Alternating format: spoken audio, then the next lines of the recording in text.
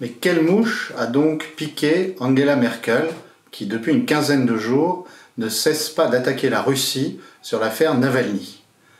Qu'est-ce qui motive la politique étrangère de l'Allemagne aujourd'hui? Et est-ce que la France et l'Allemagne peuvent mener une politique étrangère commune?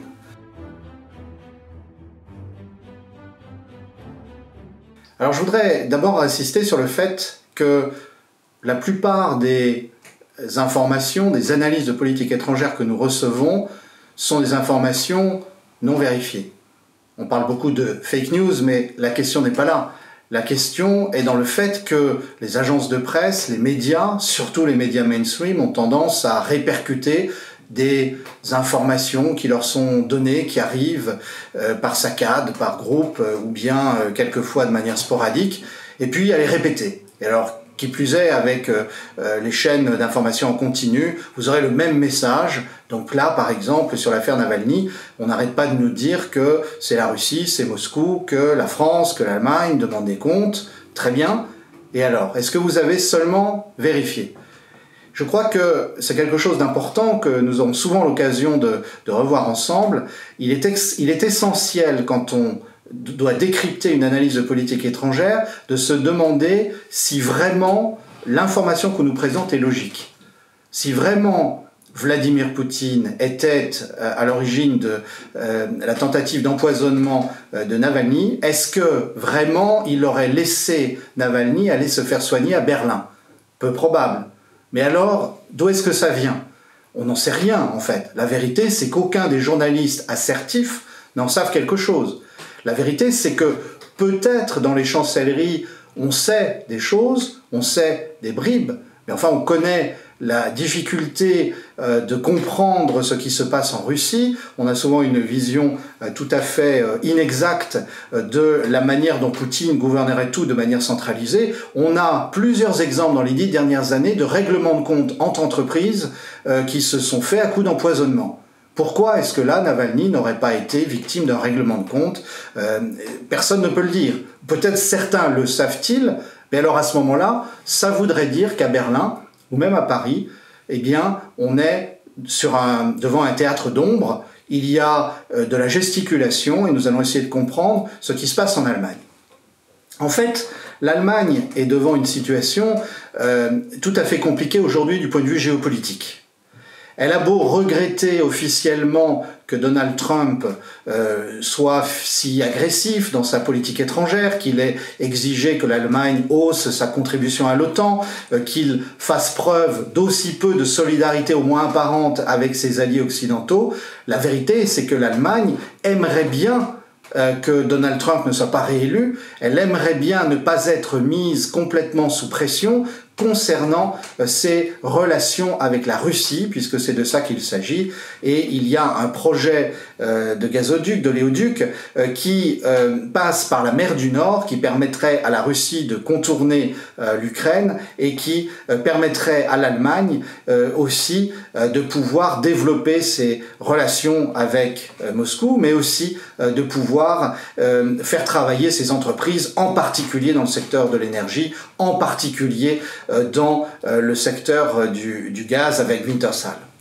Alors tout ça fait que l'Allemagne est mise sous pression très fortement par les États-Unis depuis au moins 2 ans par Donald Trump, qui lui voulait plutôt vendre son gaz de schiste et se substituer aux livraisons moscovites. Je rappelle que derrière tout cela, il y a cette grande coalition des relations germano-russes, où Angela Merkel est certes la chancelière, mais Gerhard Schröder est l'ancien chancelier, et la personnalité importante qui, pour les relations économiques et en particulier pour les relations énergétiques, de par ses relations professionnelles avec Gazprom. Alors, tout ça, une fois qu'on a dit tout ça, la question apparaît évidente. N'y a-t-il pas essentiellement une gesticulation de la diplomatie berlinoise, une gesticulation pour donner le change aux États-Unis, pour faire baisser la pression américaine, alors même qu'on voudrait à tout prix sauver le projet industriel? En fait, la relation est plus compliquée que ça. La situation doit être décryptée de manière un petit peu plus subtile. Nous avons une composante qui est évidente depuis qu'Angela Merkel est au pouvoir et est à la chancellerie à Berlin, c'est le fait qu'elle garde un très mauvais souvenir de ces années de RDA et qu'elle est finalement très méfiante vis-à-vis de la Russie. Donc son instinct la porte toujours à exploiter les relations avec dans les relations avec la Russie, à exploiter le moindre incident pour essayer d'inverser le rapport de force qui est très clairement un rapport de force en faveur de Moscou, ne serait-ce que du fait de la politique militaire, de la puissance militaire russe, et puis aussi puisque l'Allemagne, qui a décidé de mettre fin assez rapidement à son industrie nucléaire, est très dépendante des livraisons de gaz venus de Russie. Donc Angela Merkel a décidé d'être très agressive sur le sujet. À partir de là, on peut penser qu'il y a un jeu compliqué et qu'il y a un bras de fer, comme toujours sur la relation avec la Russie, parce que traditionnellement, dans la vie diplomatique à Berlin, dans les relations entre les grandes entreprises, il y a un affrontement entre les pro-russes et les anti-russes. C'est quelque chose qui existait déjà du temps de l'Union soviétique et qui, de ce point de vue-là, n'a pas changé. Évidemment, ça a des conséquences, puisque le ministre des Affaires étrangères, puisque la chancelière elle-même ont récemment essayé d'expliquer qu'il fallait absolument que Paris change de politique vis-à-vis de la Russie. Là, vous vous rappelez que le président Macron, voici un petit peu plus d'un an, avait amorcé un tournant stratégique en disant qu'il fallait dialoguer avec la Russie, dialoguer avec Moscou, non pas pour se rallier au point de vue de Vladimir Poutine, c'est difficile entre le progressiste Macron et le conservateur Poutine de s'entendre. En revanche, il y a bien un intérêt géopolitique européen, et cet intérêt géopolitique européen commande que la Russie ne soit pas trop dépendante de la Chine, ne transfère pas systématiquement ses relations économiques de l'Europe vers la Chine, ce qui pourtant était le résultat des sanctions qui avaient suivi l'annexion de la Crimée ou la réintégration de la Crimée par Vladimir Poutine à la République de Russie. À partir de là, effectivement, il y a bien une sorte de bras de fer qui est engagé entre Paris et Berlin. Ça nous ramène à la question fondamentale, qu'est-ce que c'est que la politique étrangère et de sécurité commune de l'Union européenne? Faut-il que les pays soient d'accord sur tout? Est-ce possible? Et puis, quand il s'agit de la France et de l'Allemagne, est-ce que la France est en mesure d'imposer sa vision de l'Europe puissance? Est-ce que l'Allemagne, étant la plus puissante des deux économiquement, est en mesure d'imposer sa vision des choses? Nous avons eu très récemment un autre exemple de ce qui se passait avec la Turquie.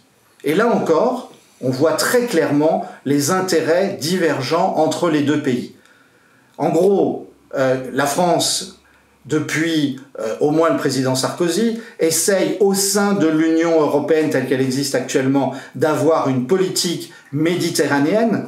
Aujourd'hui, cette politique méditerranéenne apparaît d'autant plus vitale que les réserves d'hydrocarbures dans la Méditerranée de l'Est sont considérables et que, par exemple, Total est très intéressé à accompagner la Grèce ou Chypre dans l'exploitation de ces réserves. Il y a bien sûr d'autres intérêts qui sont liés au rôle que la France avait joué dans le renversement de Kadhafi, l'avenir de la Libye. Il y a bien sûr notre politique au Liban. Il y a la manière dont la diplomatie française va se positionner face à l'évolution des relations entre Israël et ses voisins. On pourrait multiplier les exemples. Sans aucun doute, la France essaye d'avoir une politique méditerranéenne. Elle concerne aussi l'Afrique du Nord. Mais alors, de ce fait, nous sommes finalement plus convergents avec l'Italie pour chercher une stabilité en Méditerranée qu'avec l'Allemagne, qui elle-même ne voit pas d'un très bon œil que la France ait sa chasse gardée en Méditerranée et qui, d'autre part, a une politique très différente vis-à-vis de la Turquie. Vous Vous savez que la Turquie a menacé très clairement la Grèce, qu'elle conteste le calcul des eaux territoriales autour des îles grecques, qu'elle voit comme une entrave à sa politique d'exploitation des hydrocarbures, puisque la Turquie aussi veut bénéficier des immenses réserves de la Méditerranée orientale. Et donc, on a très clairement une politique de confrontation de la Turquie. On a eu donc à partir de ce moment-là une prise de position très claire de la France, qui a envoyé quelques navires pour une démonstration de force et pour montrer qu'on ne laisserait pas Ankara intimider Athènes. Mais alors, l'Allemagne, elle, ne veut pas entendre parler de confrontation avec la Turquie, et le ministre des Affaires étrangères allemand a rappelé à l'ordre récemment l'ensemble des pays européens en disant qu'il fallait qu'à la fois la Turquie, mais aussi la Grèce pratique la désescalade, ce qui est une mise en cause évidente de la politique suivie par Paris. Où va-t-on? On comprend bien que l'Allemagne est très anxieuse. La Turquie lui permet de limiter le flux d'immigration qui se dirige assez naturellement depuis 2013-2014 vers la République fédérale d'Allemagne. Et il y a donc la volonté d'une politique d'apaisement, d'appeasement, on pourrait dire, vu que Erdogan se comporte plutôt comme un dictateur fasciste que comme un chef d'État démocrate. Pour autant, comment cela va-t-il se finir? Et là, nous touchons du doigt l'ambiguïté de la position française en termes de politique étrangère et de positionnement au sein de l'Union européenne. Il semble que le président Macron, assez régulièrement, laissant parler son instinct, souhaite avoir une politique indépendante. On parlait de la Russie tout à l'heure, on parle de la Turquie. Aujourd'hui, on pourrait parler on pourrait donner d'autres exemples. Cependant, l'accent mis depuis le début de son quinquennat sur le caractère central et essentiel de la relation franco-allemande fait que le président Macron n'arrive pas à choisir. Peut-il mener une politique indépendante vis-à-vis de la Russie qui correspond à un intérêt européen supérieur mais que l'Allemagne ne pourrait pas suivre de manière univoque? Eh bien, récemment, le président de la Commission des Affaires étrangères au Bundestag a rappelé à l'ordre la France et a dit qu'il n'était pas question que la France mène une politique solitaire sur la Russie. Le Drian, notre ministre des Affaires étrangères, a été obligé de se rendre à Berlin et d'accepter une déclaration commune franco-allemande sur le sujet. Même chose sur la Turquie. On est là au cœur de l'ambiguïté, et comme le rapport de force économique est défavorable à la France, de fait, et il ne faut pas se raconter d'histoire, le récent accord sur le plan de relance européen a surtout été pour Emmanuel Macron un moyen de faire garantir par l'Allemagne la dette française, c'est à cela qu'on peut le résumer. Le résultat, c'est qu'il est peu probable que la politique étrangère de la France puisse se développer de manière véritablement autonome au sein de l'Union européenne, ou en tout cas dans le cadre de nos relations avec l'Union européenne en général et avec l'Allemagne en particulier. Cela pose la question de sa viabilité à long terme. On peut parler de la relation franco-allemande à n'en plus finir, mais si cette relation aboutit à toujours priver Paris de faire ce que notre intérêt exige, ça ne tiendra pas au-delà de quelques années. Et puis, il y a la question de l'intérêt supérieur de l'Europe, puisque, effectivement, contrairement à ce que peut laisser penser l'attitude de l'Allemagne, l'intérêt de l'Europe n'est pas dans de mauvaises relations avec la Russie, elle est au contraire dans notre capacité, tout en gardant notre possibilité de critiquer Vladimir Poutine, ce Napoléon III russe, eh bien, il faut se donner les moyens d'avoir une relation équilibrée qui évite que la Russie fasse bloc avec la Chine. Alors, cela nous emmène vers des questions beaucoup plus vastes sur notre politique étrangère, sur la place de l'Europe dans le monde, sur l'ensemble des redéfinitions, sur la manière dont les cartes sont rebattues pour la géopolitique mondiale. Nous aurons dans les semaines qui viennent l'occasion d'en reparler souvent, mais faisons ce constat, entre Paris et Berlin, il y a des intérêts divergents en politique étrangère et pour l'instant, on ne voit pas la solution.